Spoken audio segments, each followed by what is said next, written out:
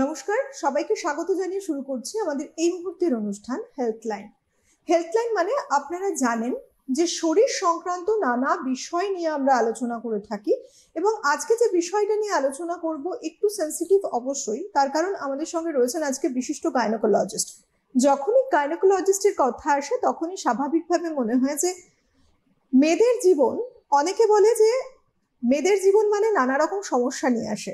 আদতে কিন্তু বিষয়টা তা নয় আমার মনে হয়, বরং মেয়ে হিসেবে মানুষ অনেক লাকিও বলতে পারে নিজেদের। এটা অন্য বোধ, অন্য বিষয়, অন্য দিককে কেন্দ্র করে মানুষ হয়তো বা বলে থাকে, কিন্তু কিছু কিছু সময় এমন কিছু সমস্যা শরীরে আসে যেটা শুধুমাত্র মহিলাদেরই সমস্যা। এই বিষয় নিয়ে কত না কত কথা আছে, কত না কত মিথ রয়েছে।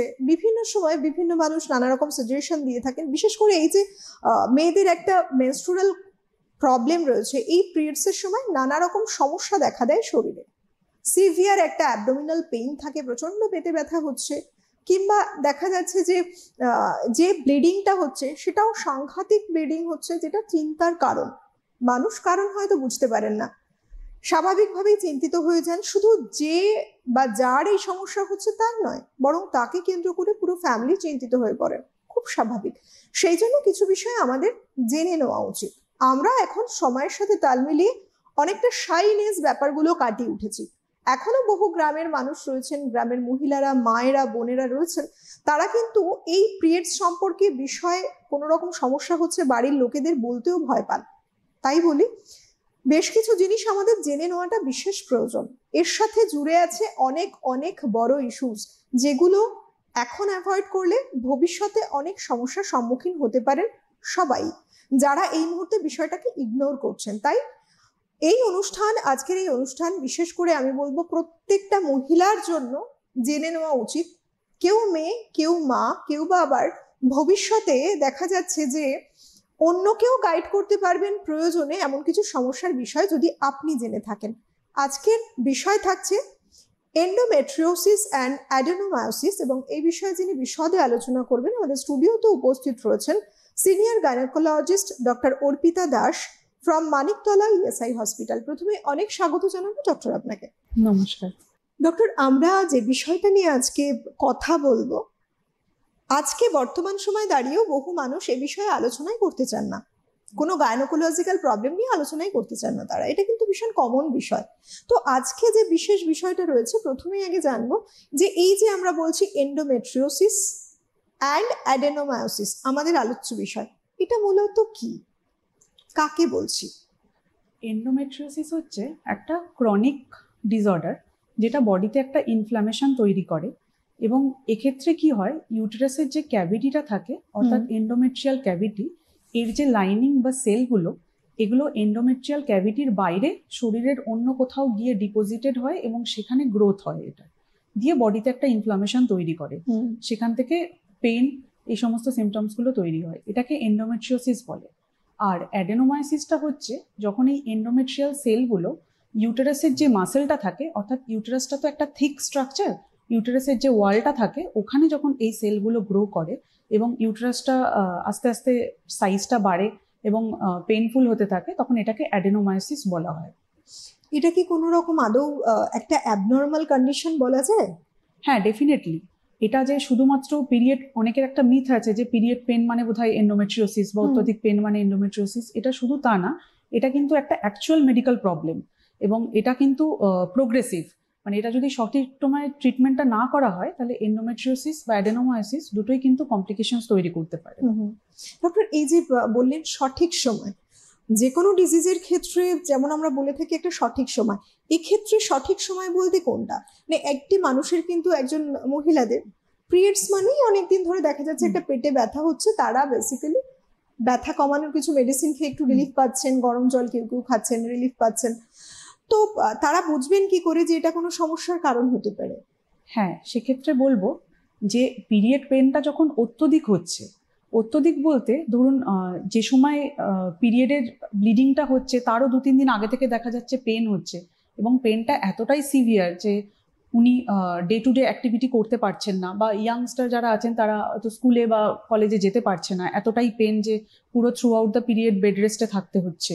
ঠিক আছে, তখন সেটা একটা অ্যালার্মিং কন্ডিশন, তখন অবশ্যই ডক্টরের কাছে যাওয়া উচিত এবং প্রপার উনি কিছু স্ক্রিনিং করে যদি ওটা দেখেন যে সেক্ষেত্রে এন্ডোমেট্রিওসিস বা অ্যাডেনোমাইসিসের কিছু প্রবলেম আছে, সেক্ষেত্রে উনি তখন ট্রিটমেন্টটা সাজেস্ট করবেন। সেই জন্য পিরিয়ড পেনটা যদি অত্যধিক হয় সেটা না বাড়িতে থেকে সেটা অবশ্যই তাড়াতাড়ি ডক্টরের কাছে জানানো উচিত। পিরিয়ড চলাকালীন পেইন এটা কিন্তু সবার নয়, বেশ কিছু মানুষ দেখা যাচ্ছে খুব সিভিয়ার একটা পেইন রয়েছে, সাংঘাতিক একটা ব্যথা অনেক দিন থেকে ফেস করছেন, যখনই মাসে দিনগুলো আসে রীতিমতো তারা ঘাবড়ে যান যে এই রে আমার আবার সেই পিরিয়ডস এর দিন আসতে চলেছে, পেটে ব্যথা, আমি মুভ করতে পারবো না, দৈনন্দিন কাজগুলো করতে পারবো না, কিছু জিনিস গুছিয়ে রাখি আগে থেকে, এরকম মানুষ আছে। কিছু মানুষ দেখা যাচ্ছে আবার স্বাভাবিক ভাবেই তারা লাইফ লিড করছেন, কোনো প্রবলেম হচ্ছে না, একটু স্বাভাবিক হেভিনেস, একটু সেন্সেশন এলো। এই যে তফাৎটা, এটা কেন হয়, মানে এটা কারণটা কি যে কিছু মানুষ আদৌ কিছু ফিল করছে না, কিছু মানুষ একটা সিভিয়ার কন্ডিশনের মধ্যে দিয়ে যাচ্ছে? বেশ কিছু কারণের জন্য আমাদের পিরিয়ড পেনটা হয়, তার মধ্যে দুটো মেনলি রিজন থাকে, যেটাকে একটাকে আমরা বলি যে প্রাইমারি ডিসমেনোরিয়া আর একটা হচ্ছে সেকেন্ডারি ডিসমেনোরিয়া। প্রাইমারি ডিসমেনোরিয়া যেটা হয়, ডিসমেনোরিয়া অর্থাৎ পিরিয়ড পেইন সেটাকে বলা হয়। প্রাইমারি ডিসমেনোরিয়ায় যেটা হয় এটা মেনলি ইয়াং যারা আছে তাদেরই এটা মেনলি হয়ে থাকে, এবং এই সময় পিরিয়ডের টাইমে কিছু হয়, কিছু ওখান থেকে এনজাইমস বা কিছু সাইটোকাইন্স রিলিজ হয় যেগুলো আর কি ইউটেরাসের একটা কন্ট্রাকশন করে, এবং সেই টাইমে ওই জন্য একটা কম বেশি ব্যথা সবাই মোটামুটি অনুভব করে যারা বয়স কম থাকে।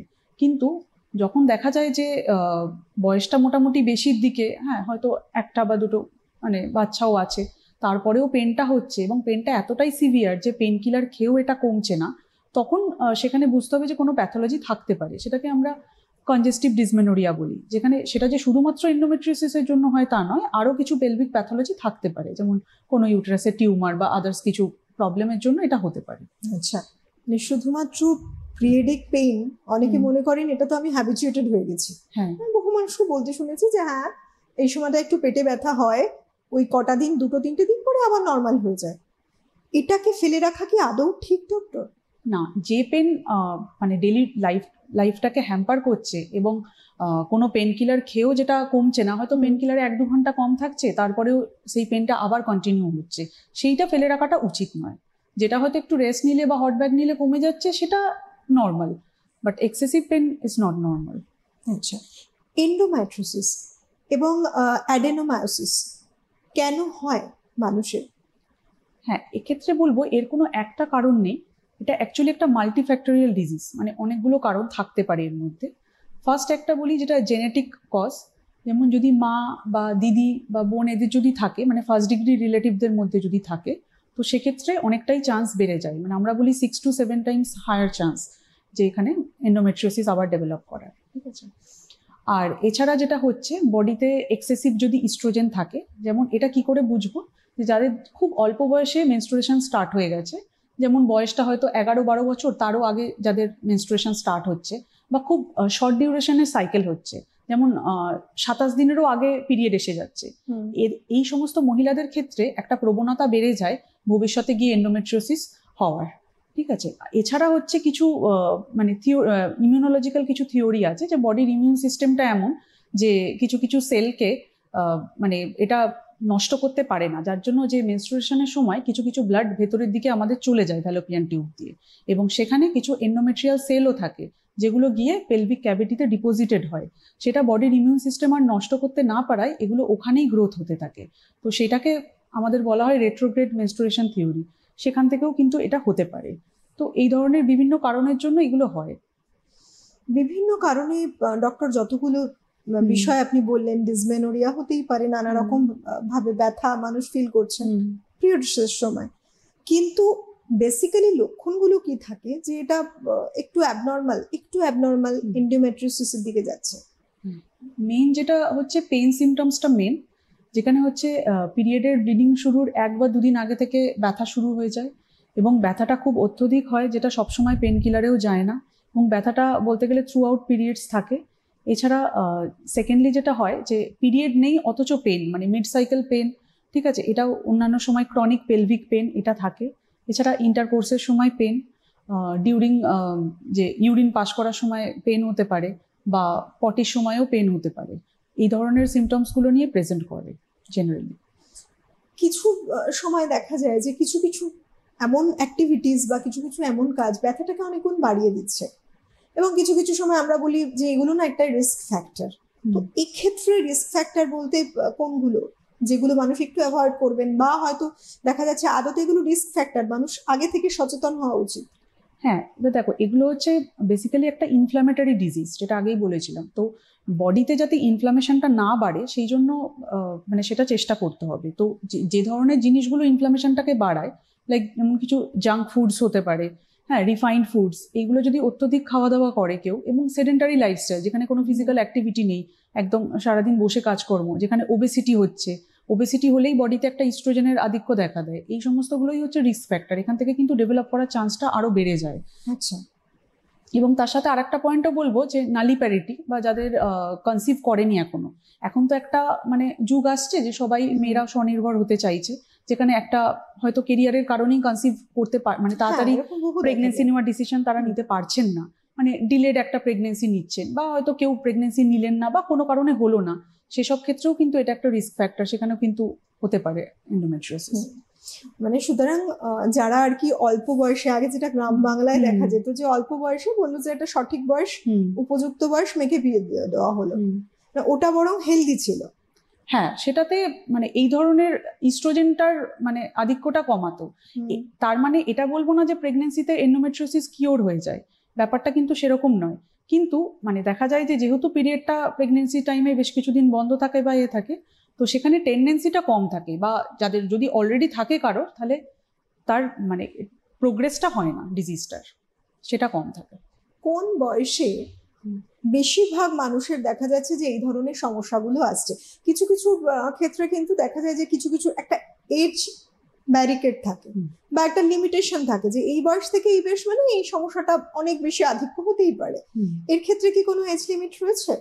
হ্যাঁ, এক্ষেত্রে মোটামুটি আমরা যেরকম দেখি তাতে 25 থেকে 45 ইয়ার্স এর মধ্যেই এন্ডোমেট্রিওসিসের চান্সটা সব থেকে বেশি থাকে।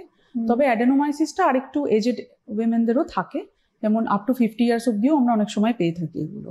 ঠিক আছে, তবে এখন যত আরবানাইজেশন হচ্ছে, যত আমরা ওয়েস্টার্ন লাইফস্টাইলটাকে বেশি অ্যাকসেপ্ট করছি, এখানে কিন্তু আরো কম বয়সে, বিশেষ করে অ্যাডোলেসেন্টদেরও কিন্তু এখন দেখা যাচ্ছে যে এন্ডোমেট্রিওসিস হচ্ছে। আচ্ছা, এই যে অ্যাডেনোমায়োসিস, সেটা আর এন্ডোমেট্রিওসিস দুটোর মধ্যে মানে তফাৎটা কোথায়? হ্যাঁ, এন্ডোমেট্রিওসিসটা হচ্ছে যেখানে ইউটেরাসের থেকে দূরে গিয়ে এন্ডোমেট্রিয়াম সেলগুলো গ্রো করছে। যেমন সেগুলো হতে পারে ওভারি, হতে পারে ফ্যালোপিয়ান টিউবস, হতে পারে পেলভিক যে পেরিটোনিয়াম থাকে, পেরিটোনিয়াম অর্থাৎ পেটের মধ্যে যে একটা পর্দা বা লেয়ার থাকে, ওটাকে পেরিটোনিয়াম বলা হয়, সেসব জায়গায় গ্রো করতে পারে। সেক্ষেত্রে দেখা যায় ওভারিতে সিস্ট হতে পারে, ফ্যালোপিয়ান টিউবগুলো নষ্ট হয়ে যেতে পারে। ঠিক আছে, পেরিটোনিয়ামের মধ্যে হওয়াতে পেটে ব্যথা, বা ওখানে কি হয়, খাদ্যনালী বা অন্যান্য অংশগুলো পেটের মধ্যে একটি অপরটির সাথে জড়িয়ে যায়। ঠিক আছে, এটা হচ্ছে এন্ডোমেট্রিওসিস। আর অ্যাডেনোমায়োসিসে যেটা মেন প্রবলেম হয়, যেহেতু ইউটেরাসের মাসেলের মধ্যে গ্রো করে এন্ডোমেট্রিয়াল সেলগুলো, ওই জন্য ইউটেরাসটা বড় হতে থাকে ক্রমাগত, এবং ইউটেরাসটা মোটা হয়ে যায়, এবং এর ফলে অত্যধিক ব্লিডিং বা এগুলো হতে পারে। এটাই হচ্ছে ডিফারেন্স। একবার যদি কোনো যেহেতু 25 ইয়ার্স থেকে দেখা যাচ্ছে এই প্রবণতা থাকে সাধারণত মহিলাদের মধ্যে, কারোর একবার যদি এন্ডোমেট্রিওসিস বা অ্যাডেনোমায়োসিস হলো কোনো কারণে, পরবর্তীকালে কনসিভের ক্ষেত্রে কোনো প্রবলেম কি আদৌ আসতে পারে তাদের? হ্যাঁ, এক্ষেত্রে বলবো এন্ডোমেট্রিওসিসের 4টে স্টেজ আছে। সেই স্টেজ অনুযায়ী সব থেকে কম হচ্ছে 1 and 2। এইগুলো যাদের থাকে জেনারেলি খুব অসুবিধে হয় না তাদের কনসিভ করতে, বা আদার ফ্যাক্টরসগুলো যদি ঠিক থাকে, তাহলে এসব ক্ষেত্রে কিছু ট্রিটমেন্ট করে, যেমন মেডিসিনের দ্বারা, এইসবের মধ্যে কনসিভ করতে পারেন। কিন্তু যাদের স্টেজ 3 বা স্টেজ 4 ডিজিজ, যেখানে ধরো ফ্যালোপিয়ান টিউবটার অ্যাফেক্টেড হয়ে গেছে, বা ওভারিতে বড় সিস্ট, বা যেটা আমরা চকলেট সিস্ট নামে খুব শুনি এখন, যে চকলেট সিস্ট হয়েছে, এগুলো যদি বড় থাকে, তাহলে সেসব প্রত্যেক ক্ষেত্রে কিন্তু কনসিভ করতে অসুবিধে হতে পারে। তবে কনসিভ করা যে একদম যায় না সেরকম নয়, সেক্ষেত্রে আমাদের অ্যাসিস্টেড রিপ্রোডাক্টিভ টেকনিক যেগুলো আছে, যেমন IUI বা IVF, এগুলোর সাহায্য নিতে হতে পারে। আচ্ছা, তার মানে একবার যদি এবং এন্ডোমেট্রিওসিস নিয়ে যে যারা ট্রিটমেন্টের আন্ডারে রয়েছে তারা কিওর হয়ে গেল, সেক্ষেত্রেও পরবর্তীকালে সমস্যা নাও হতে পারে বা হতেও পারে, দুটোই কিওর হয়ে যায়। কিন্তু এন্ডোমেট্রিওসিসে যেটা প্রবলেম হয়, এটা মানে রেকারেন্স হতে পারে এটা, এবং রেকারেন্স চান্সটা কিন্তু খুব হাই। যেমন একবার যদি মেডিকেল ট্রিটমেন্ট করে আমি ছেড়ে দিই আর কোনো ফলো আপে না আসি, তাহলে কিন্তু রেকারেন্স রেট খুব হাই আছে, ইভেন 20-40% সেটা চান্স। তো সেই জন্য ফলো আপটা এক্ষেত্রে খুব জরুরি। একবার যার এন্ডোমেট্রিওসিস হয়েছে তাকে একটা লাইফ লং মোটামুটি একটা ফলো আপের মধ্যে থাকতে হবে। ডিজিজ সিমটমস কিওর হয়ে গেলেও তাকে মাঝে মাঝে একটা অ্যাটলিস্ট 6 মান্থলি বা ইয়ারে একবার মানে আলট্রাসোনোগ্রাফি করা বা এগুলো করে একবার চেক আপে থাকতে হবে যেগুলো বাড়ছে কিনা। ডায়াগনোসিসটা ভীষণ ইম্পর্টেন্ট পার্ট একটা ডক্টরদের ক্ষেত্রে, কারণ সেই অনুযায়ী ট্রিটমেন্ট পদ্ধতি এগিয়ে চলে। ডক্টর, এক্ষেত্রে দুটোর ক্ষেত্রেই বলবো, ডায়াগনোসিস কিসের মাধ্যমে, আপনারা কোন টেস্ট কি পরীক্ষার মাধ্যমে বুঝতে পারেন যে না ফাইনালি একটা সিদ্ধান্তে আসা গেল যে এই প্রবলেমটাই হয়েছে? হ্যাঁ, ডায়াগনোসিস বলতে আমরা কিছু তো ক্লিনিক্যাল এক্সামিনেশন করি, সেখানে যদি কিছু পাই ক্লিনিক্যাল এক্সামিনেশন থেকে তখন আমরা ফার্দার কিছু টেস্ট সাজেস্ট করি। টেস্টের মধ্যে এখন ফার্স্ট লাইন যেটা আছে সেটা হচ্ছে আমাদের আলট্রাসোনোগ্রাফি। যারা ম্যারিড উইমেন আছে তাদের জন্য আমরা হয়তো ট্রান্সভ্যাজাইনাল সোনোগ্রাফি যেটা আছে ওটা সাজেস্ট করে থাকি, আর যারা আনম্যারিড উইমেন আছে ওনাদের জন্য আমরা অ্যাবডোমিনাল আলট্রাসোনোগ্রাফি ফার্স্টে দিই। সেখানে যদি আমরা কিছু পাই যে সিমটম এমন কিছু পেলাম যেটা সাজেস্ট করছে এন্ডোমেট্রিওসিস আছে, লাইক চকলেট সিস্ট বা কোনো অ্যাডিশন আছে, ওভারিগুলো স্পেশালি কি হয় ইউটারাসের পেছন দিকে গিয়ে একদম আটকে থাকে, ঠিক আছে, এই ধরনের যদি কিছু সিমটম সাইন্স পাই আমরা ইউএসজিতে, তখন আমরা বুঝতে পারি যে এটা এন্ডোমেট্রিওসিস আছে। তখন সেসব ক্ষেত্রে ট্রিটমেন্ট স্টার্ট করি। কিন্তু যদি সিমটমস আছে বাট আমরা কিছু পাচ্ছি না ইউএসজিতে, তখন আমরা অনেক সময় এমআরআই সাজেস্ট করি।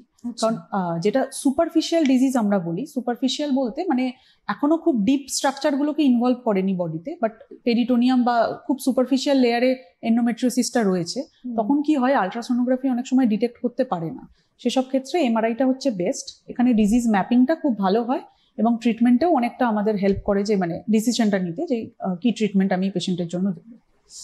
মানুষ কি করবে বর্তমানে? নানা রকম রোগ যার কোনো কারণ নেই, বা এই যে বললেন যে যে কারণগুলো রয়েছে তার বাইরেও দেখা যাচ্ছে বহু মানুষ এফেক্টেড হচ্ছে। আজ থেকে কিছু বছর পেছনে গেলে এত রোগ আমরা শুনিও নি যেটা এখন শুনতে পাচ্ছি। আজকে যেমন একটা আলোচ্য বিষয়, যে বিষয়টা নিয়ে আমরা এগিয়ে চলেছি, কতজন জানতো যে এই এন্ডোমায়োসিসটা কি, বা এটাও একটা প্রবলেম? ডক্টরের কাছে গিয়ে তারা জানলেন এন্ডোমেট্রিওসিস। বা এই যে অ্যাডেনোমায়োসিস বলছি, এটাও কিন্তু দেখা যাচ্ছে যে এখন মানুষ কিছু কিছু যারা অ্যাফেক্টেড হয়েছে তারা জানছেন, এবং সংখ্যাটাও অনেকটা। এই যে আগের লাইফ এবং এখনের লাইফ, অলরেডি যখন এরকম ধরনের প্রবলেমের প্রবণতা বাড়ছে, মানুষকে কি করা উচিত? সব থেকে আগে তো মানুষকে নিজেকে প্রিভেনশনটা অনেক বেটার। একদমই। এক্ষেত্রে আমি বলবো যে যেহেতু এটা একটা ইনফ্ল্যামেটরি ডিজিজ, এন্ডোমেট্রিওসিস এবং অ্যাডেনোমায়োসিস দুটোই, তো এসব ক্ষেত্রে যেটা করণীয় সেটা হচ্ছে আমরা অ্যান্টি ইনফ্ল্যামেটরি ডায়েট এগুলো খাওয়া শুরু করতে পারি, বা এগুলো যাদের আছে অলরেডি, যারা এগুলো নিয়ে সাফার করছেন এন্ডোমেট্রিওসিস বা অ্যাডেনোমায়োসিস, তাদের এগুলো সাহায্য করবে অনেকটাই। অ্যান্টি ইনফ্ল্যামেটরি ডায়েট বলতে যেটা যতটা সম্ভব আমাদের রিফাইন্ড ফুডসগুলো অ্যাভয়েড করতে হবে।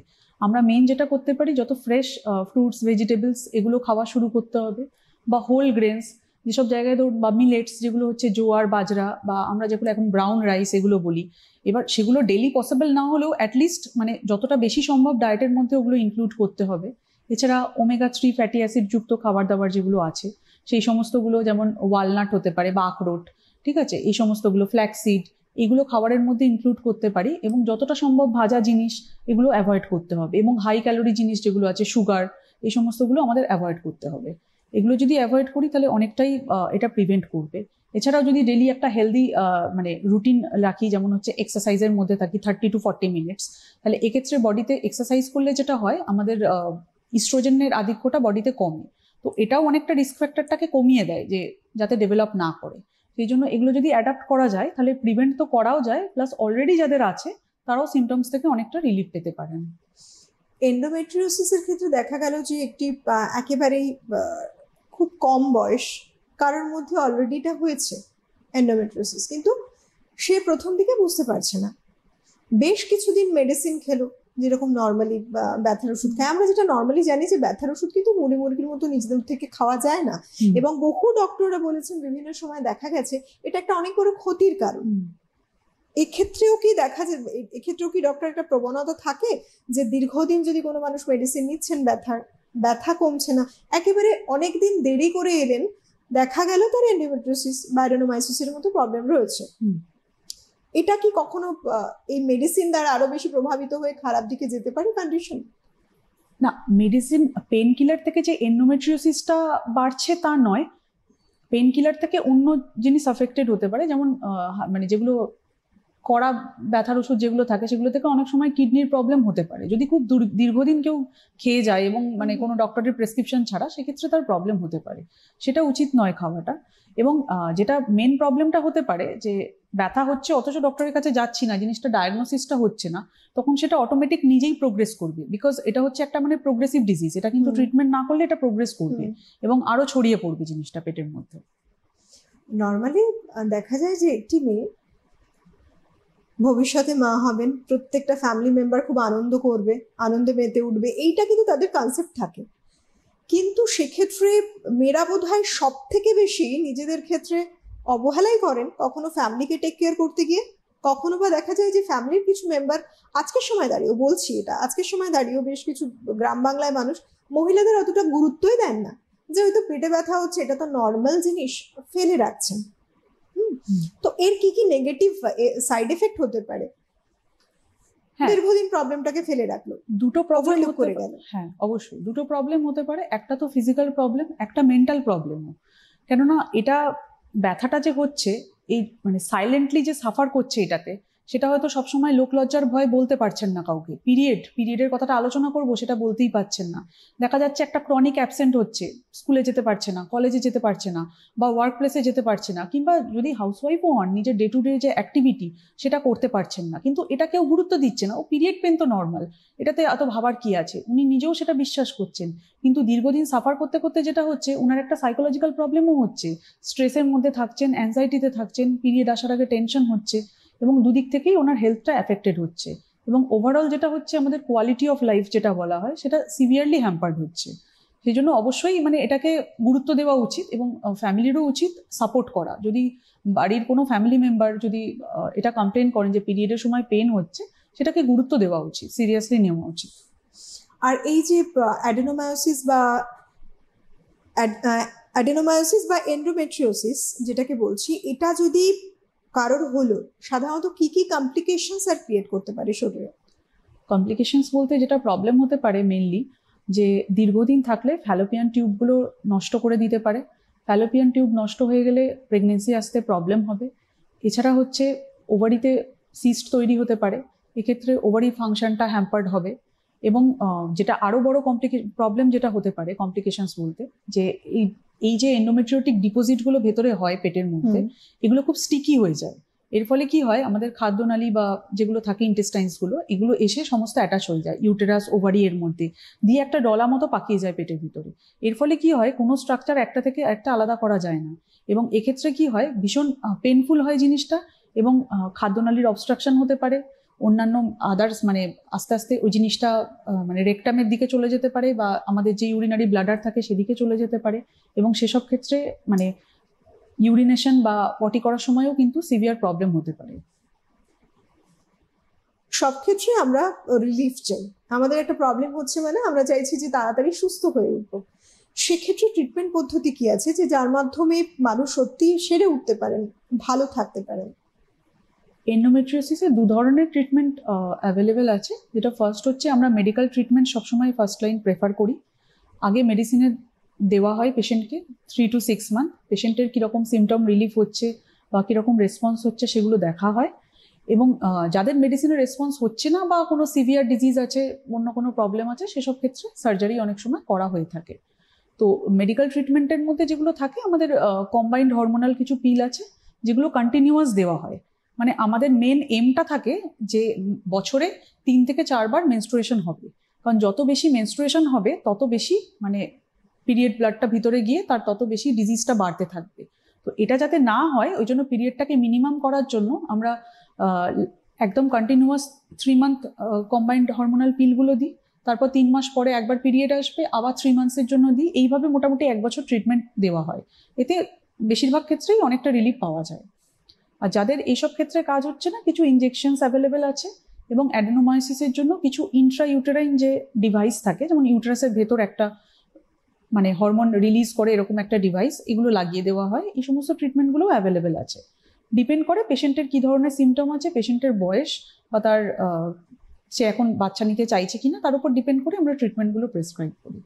আচ্ছা, পুরোপুরি একটা মানে কনসালটেশনের মাধ্যমে হ্যাঁ, একজন পেশেন্ট এলো, পুরো তার সাথে মানে সে কি প্ল্যানিং করছে, ফ্যামিলি হ্যাঁ। প্ল্যানিং, পুরো বিষয়টা দেখে নিয়ে ডেফিনেটলি এটা একটা বড় ব্যাপার, কারণ হুম। যে এজে হচ্ছে ধরো 25 to 45 এর মধ্যে, তো মানে 25 to 35 সময়টা তো নর্মালি ফার্স্ট বেবি ডেফিনেটলি কেউ নেওয়ার চেষ্টা করবে। তো সেই সময় তার যদি প্রেগনেন্সি নেওয়ার থাকে হুম। তাহলে তাকে এক ধরনের মেডিসিন দেবো। যদি কেউ এখন প্রেগনেন্সি চাইছে না বা ইয়াং আছে, এখন তার দরকার নেই, তখন সেই সময় আমরা অন্য ট্রিটমেন্ট দেবো। আচ্ছা, মানে ট্রিটমেন্টটাও ডিপেন্ড করছে যে হুম। পেশেন্ট কি চাইছে এবং কোন এজে দাঁড়িয়ে আছে তার উপরে। একদমই। সব ধরনের ট্রিটমেন্ট আজকের সময় দাঁড়িয়ে কিন্তু সম্ভব, অবশ্যই একজন সুদক্ষ চিকিৎসকের পরামর্শ মেনে চলে, তাদের হাত ধরে। তাই সুস্থতা নিয়ে আর কোনো রকম গড়িমসি নয়, বরং পিছিয়ে না থেকে এগিয়ে আসাটা অনেক বেশি কাম্য। বিশেষ করে মহিলাদের ক্ষেত্রে যারা রয়েছেন ওপারে এই মুহূর্তে আমাদের অনুষ্ঠান দেখছেন, তাদের জন্য বলি, পরিবার পরিজন সবাই তো রয়েছে, সবসময় থাকবে। আগে নিজেরা যদি সুস্থ থাকেন তাহলে কিন্তু পাঁচজনের দিকে নজর দেওয়াটা খুব মানে সহজে সম্ভব। নিজেই যদি অসুস্থ হয়ে থাকেন, অসুস্থ হয়ে পড়লে তখন কিন্তু আপনার সেই ইচ্ছেটাও পূরণ হবে না। আপনি যেটা দেখতে চাইছিলেন একটা খুব সুন্দর পরিবারকে, তাদের মুখেও হাসি থাকে না যদি পরিবারের সেই লেডিটি অসুস্থ হয়ে পড়ে। হয়তো একজনই নারী কেন্দ্রিক একটা ফ্যামিলি রয়েছে, একজনের উপরে ডিপেন্ড করে রয়েছে, তিনি সব গুছিয়ে দিচ্ছেন, কাজকর্ম করছেন, বাড়ির মা বা বাড়ির দিদি, বাড়ির বোন, যেই হোক সেক্ষেত্রে, বা একজন ওয়াইফ দেখা যাচ্ছে। এখন তো বেশিরভাগ ডক্টর নিউক্লিয়ার ফ্যামিলি, হ্যাঁ, সেক্ষেত্রে বোধহয় মহিলাদের দিকে ধ্যানটা দেওয়া অনেক বেশি প্রয়োজন। একদমই, কারণ তার উপরেই পুরো ফ্যামিলিটা ডিপেন্ড করে আছে। উনি যদি অসুস্থ থাকেন তাহলে বাকিদের কি করে উনি কেয়ার করবেন?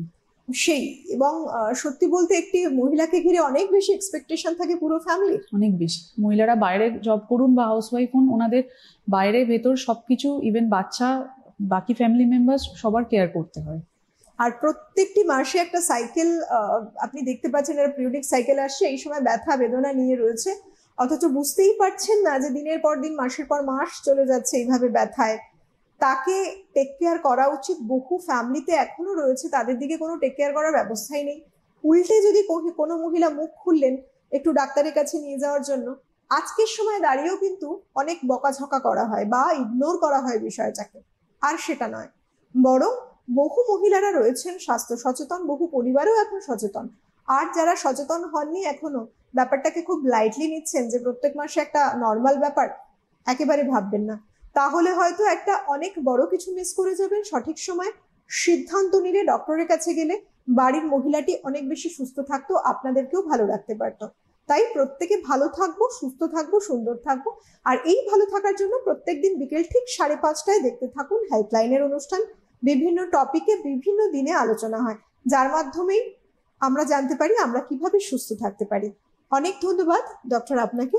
ধন্যবাদ জানাবো আপনাদের সবাইকে। খুব ভালো থাকুন, সুস্থ থাকুন প্রত্যেকেই। নমস্কার।